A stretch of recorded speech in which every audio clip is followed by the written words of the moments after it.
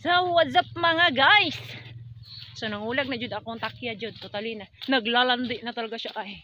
So maadto mig lumbia para magpahabal ko ay este akong baka diya magpahabal ko dili ako eh. So diri ta day.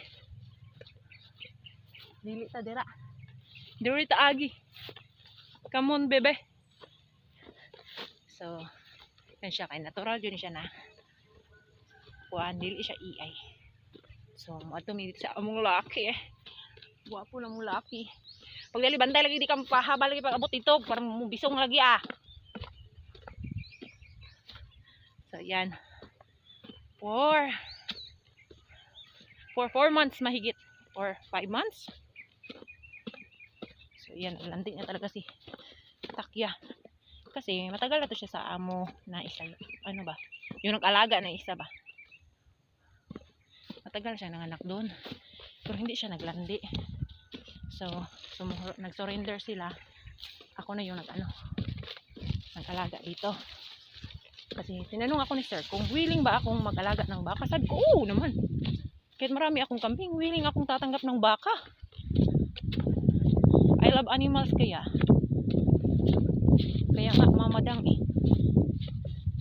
Pati para akong ina ng mga hayop. Mahilig talaga ako sa animals.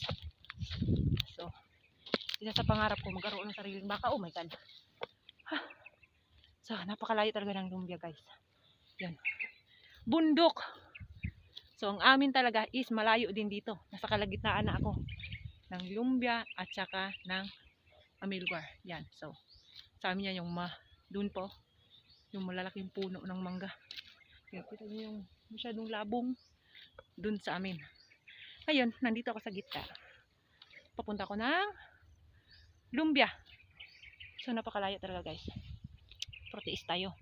Kasi para din to sa future. Kapag mabuntis to sa Takya, o diba? Oh. Kasi matik kami daw eh. Matik kaming hati ni sir. So, diba? Napakaganda. So, kain siya konti. Hindi kasi siya kumakain kanina.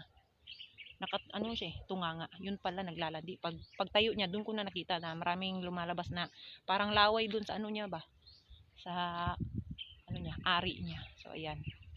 So, yan, continue muna tayo. Continue tayo sa paglalakad. Continue na naman sa paglalakad. Tara na, Takya. Para umabot na tayo dun. Oh my God.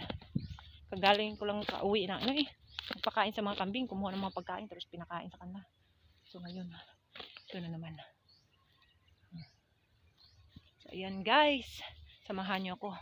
Pumunta ng lumbia para magpaano sa baka ha. Hindi sa akin. Yan, let's go. Isa ka bulag tunga ang anak nanguwag na. Lagi daw. Basa ka ng dili lang jud iay. Tunga lang. Gikuan naman siya sa laki, di na siya pratong ni Agi. Wala ka di pa ito pagbahay di kay ay. Kuan siya sa laki oh. Kuan lagi siya sa laki, di pratong ni Agi na mo siya mabuag tuyok dari tuyok ti dagan siya asa siya makadagan. Magpabantang manon siya siyang bisong ganina. Sugot talaga siya tilap-tilapan siya sa laki. Basta bi lang tagis ng basa o dili tagis.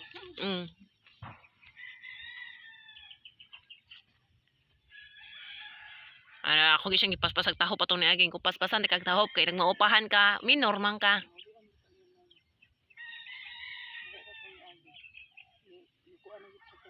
Lingin. Ay, dagang kaya na ingon dang mao na nitong baka dang nakutuon kayo na murag kalansay. Ko mao na ni. Wa mo ko laing bakang gibatnan mao ra man ni. Sa tan-aw jud sa lunaw so mao jud ay.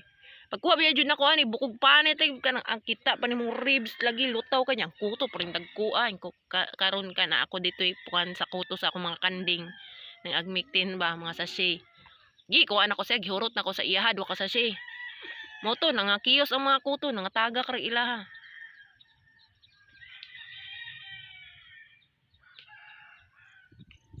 So, wag yun habalan. So, hindi talaga nasampahan yung alaga kong baka. Kasi nga, ewan, kung anong meron sa kanya. 3 toro na yung pinaano namin sa kanya. Ayaw talaga ng lalaki. Naglalandi naman siya. Gusto niya naman magpasampa. Pero yung lalaki parang umayaw. Iwan ko kung baog na ba siya or nasanay sa EI na aamoy ba ng mga lalaki na dating EI to. Yung ano ba, yung similya, yung ano lang niya, sperm, ini-inject lang sa matris ng baka. Ito kasi yung ginamit sa kanya dati. So, ayan.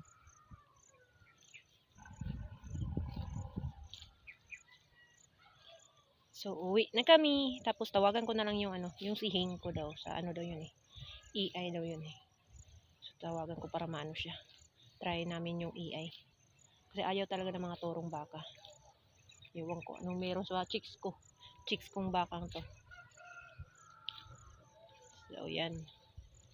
Samahan nyo ko guys. Samahan nyo hanggang makarating kami dun sa dulo. Tara na, tak! Gutom na gutom siya eh. Iniwan ko lang kasi siya dun sa ano, may-ari ng turo. Kasi yun yung sabi nila. Para matry talaga, pero hindi. Ayaw talaga. So, yan. Yan talaga yung buhay. So, nandito pa ako sa Lumbia. Kabababa ako lang galing dun sa may bundok. Uuwi pa ako dun sa amin, oh. Yun.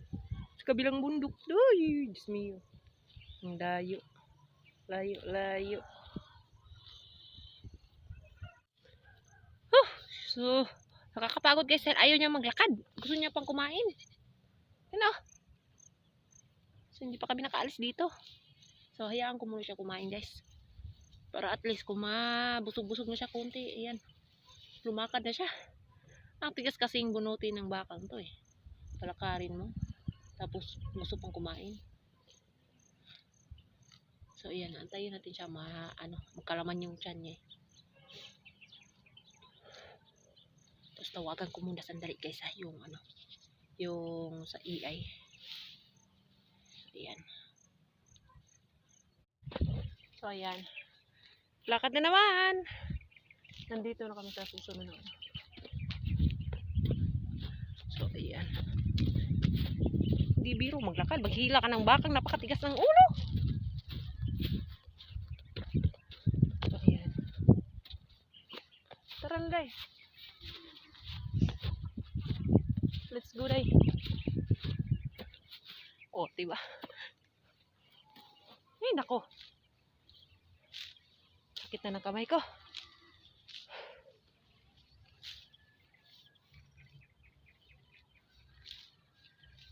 So, yan. Pero, nandito naman, malapit kami sa gitna eh. So, yun. Doon pa amin. Doon pa sa kabilang bundok. Yan, malapit sa kabilang bundok. So, layo-layo pang lakaran to.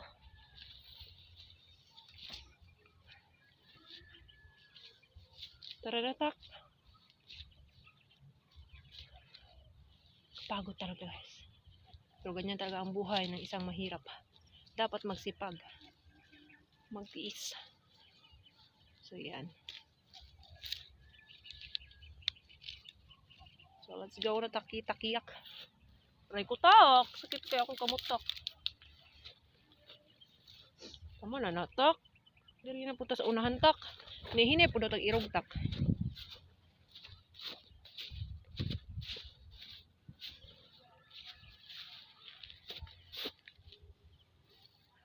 Tigas talaga.